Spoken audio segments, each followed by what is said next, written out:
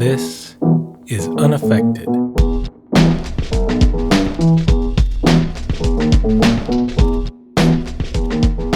Welcome to Unaffected, a podcast that offers a curated look at some obscure, forgotten, and neglected singers of the mid-20th century. I'm your host, Ethan Stoller, and today you're about to join a very exclusive club. Namely, people who have heard the singing voice of Laurie Dale. Laurie Dale only ever made one record in her career. It was a 45 with 2 songs on it, recorded in 1955. And as far as I can tell, I own the only copy of this record that exists. Oh, and maybe there are others, there must be, but there's no evidence of it. And there are also, previous to today, no digital representations of these songs online. And the good news is that she's a really good singer. So she faded into obscurity unjustly.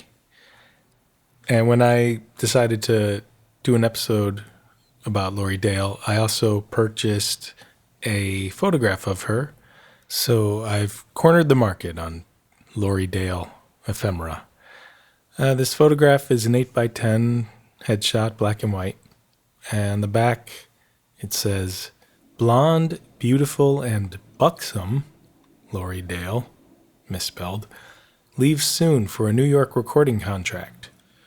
The 23-year-old Miss has been singing for only 1 year, but talent scouts spotted her at the Saxony Lounge in Boston, where she is presently appearing."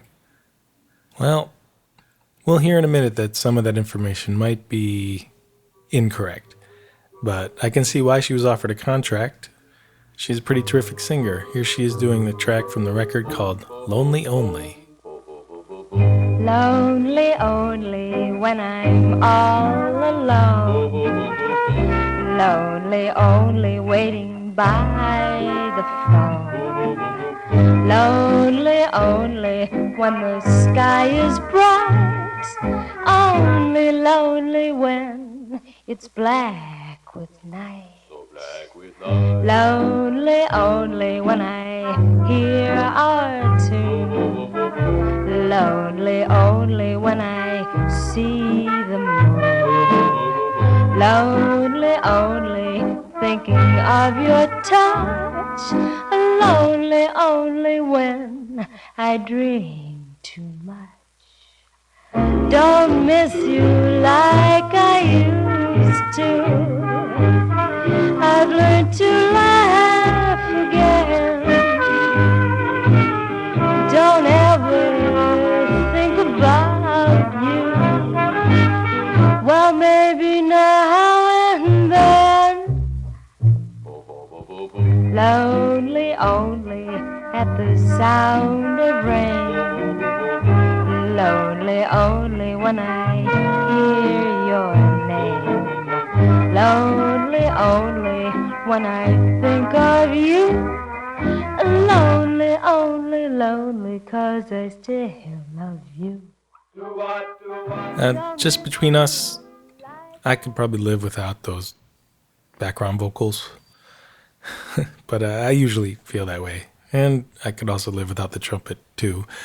But it's all we got, and I think it's a pretty sweet track. So the part of the photograph text that was incorrect was that this record was made on a very small label based in Boston. That label was called Radax, R-A-D-A-X. And their slogan on the record label very modestly says, "Radax, world's finest sound recording." So there you have it. Back to Laurie. I love her voice. I really do. And I like how confident she sounds. I feel like for a young singer in her first recording session, that might be rare. And you'll hear toward the end of this song, she sings with playfulness, and you can kind of hear that smile in her voice. And I also like the way she manipulates in very subtle ways some of the words rhythmically, like a more seasoned jazz singer might do. And also, there's no producer credited on this record, but I gotta hand it to the whoever was twiddling the knobs there at Radax. Uh, there's some real nice slapback delay effect that's very common in 50s records, but I like how they dial it in right at the end of the song. So you listen in the fade out for that. I mean, that's something today that is very easy to do with automation, but back in the 50s, you had to do stuff to get that sound. So have a listen. Don't miss you like I used to. I've learned to laugh again. Don't ever think about you. Well, maybe now and then. Lonely only at the sound of rain. Lonely only when I hear your name. Lonely only when I think of you. Lonely, only, lonely 'cause I still love you. Lonely, only, lonely 'cause I still love you. Lonely, only, lonely 'cause I still. Did you hear that? You heard it. She's accompanied on this record by Joe Sinatra, credited as Joe Sinatra Music, who was a Boston pianist, and I discovered kind of a stalwart on the Boston scene. I found evidence that he was still playing around town as late as 1975, so at least 20 years after this recording. And also, I found one resource that said he was Frank Sinatra's cousin. I was not able to confirm that, but why would the Berkshire Eagle of Pittsfield, Massachusetts, 1952, make that up? They wouldn't. But this wasn't Laurie Dale's only brush with peripheral fame. She didn't remain a miss for very long, apparently. She married this dude named H. Maxwell Goldfine, who was the son of a Boston industrialist named Bernard Goldfine, who made his money dealing in oriental rugs and fur coats and fabrics and stuff. And Bernard Goldfine was embroiled in this scandal involving the Eisenhower administration, where he bribed Eisenhower's assistant with some fur coats because he was being charged with tax evasion, which eventually landed him in jail. And then the guy accepted the fur coats, and then Richard Nixon, of all people, had to fire the guy for impropriety. And Bernard Goldfine was called to testify, and he didn't go, and he was charged with contempt of Congress. And H. Maxwell Goldfine, Laurie Dale's husband, was by his side the whole time. And just reading about this kind of made my head spin. It all seemed so quaint compared to the criminal White House we currently are blessed with. We'll get into that another day. But then a couple years later, there were newspaper accounts of H. Maxwell Goldfine, quote unquote, attempting suicide, but he just had these superficial cuts on his arm. But Laurie Dale called the cops, and there was she accused him of being abusive, and it was just kind of this ugly, seedy, creepy story in the papers. And they did end up getting divorced a few months later. Sorry. But then after that, there's no evidence of Laurie Dale or her original name, which was Claire McTeague, until an obituary. She died in 2015. So we don't know why she never recorded again, or even how she spent her life. We can only speculate, but we're lucky to have these two songs. And here's the second song on the other side of the 45. It's called What's the Use of Crying the Blues Again? It sounds kind of similar to the other song. I enjoy it. Let's have a listen. I'm sentimental. I may be wrong. You used to love me, but those loving days are gone. I loved you dearly, but all in vain. What's the use of crying the blues again? I was your plaything, your pride and joy, but then you threw me down just like a broken toy. You've seen the sunshine, I've seen the rain. What's the use of crying the blues again? I'm not pretending when I say I'm spending all my dreams with you. I've tried forgetting, but can't help regretting all the things you do.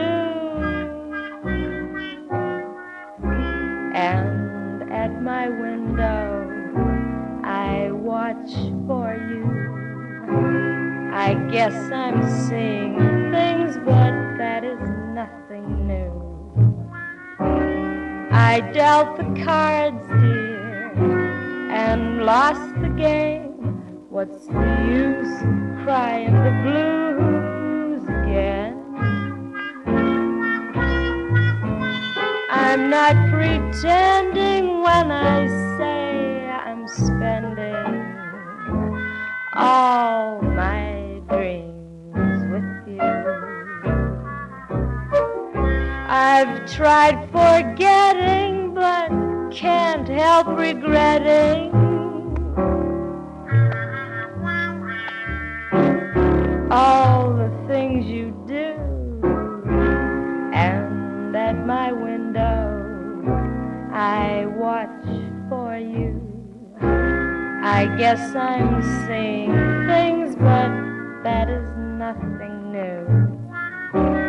I dealt the cards, dear, and lost the game. What's the use of crying the blues again?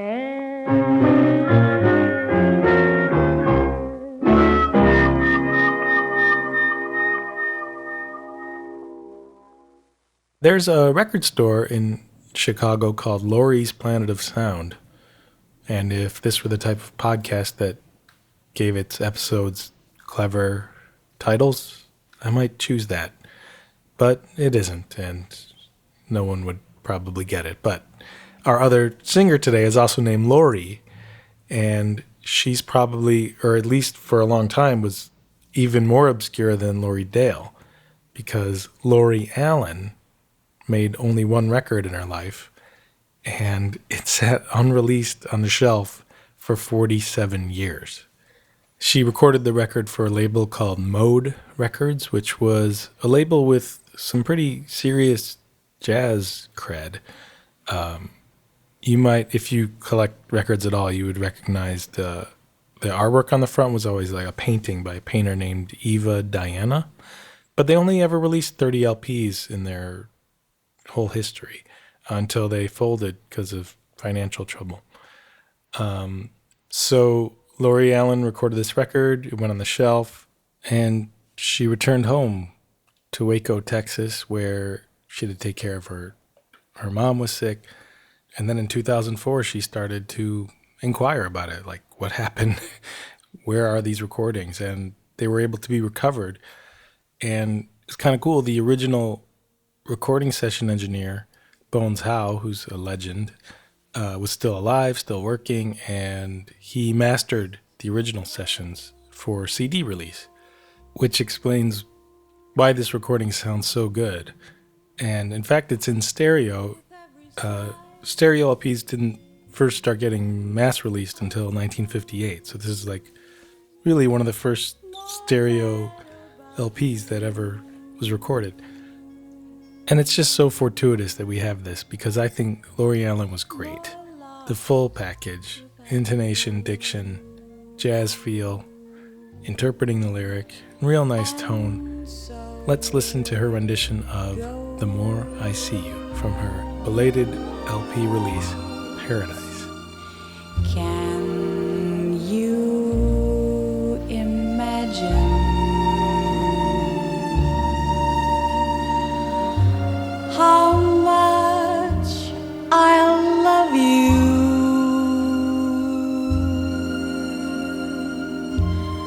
The more I see you, as years go by, I know the only one for me can only be you. My arms won't free you, my heart won't try.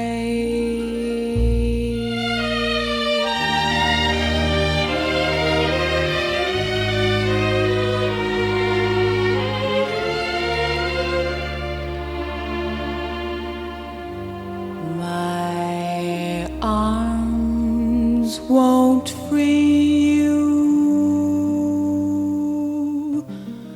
my heart won't try.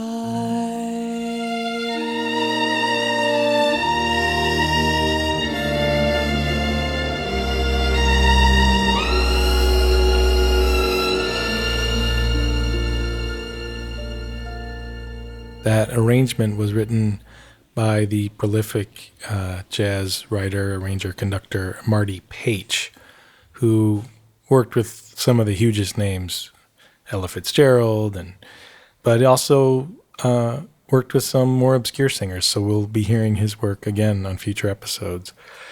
And we love our obscure singers here on Unaffected, but we would be remiss to not mention the passing last week of Doris Day. Doris Day was neither obscure nor neglected nor forgotten, but we are not immune to her charms.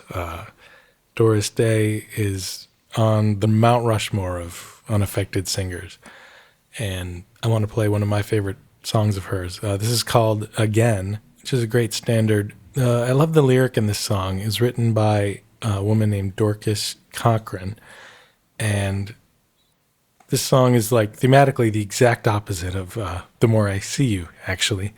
The More I See You celebrates long-term love, relationship, romance. This song is about a one-time fling that's great but cannot be repeated. Contains the great trenchant final line, "We'll have this moment forever, but never, never again." Wow. And of course, Doris Day nails it. So once again, thank you for listening. Appreciate it. Check us out on the web at unaffectedpod.com and Twitter and Instagram, unaffectedpod. We'll be back in a couple of weeks with a new episode. We'll see you next time.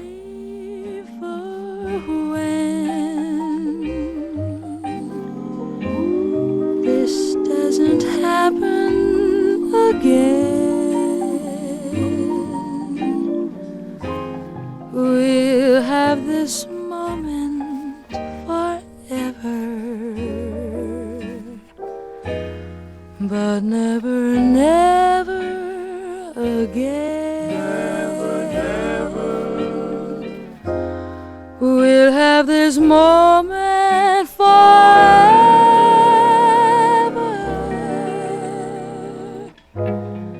but never, never again.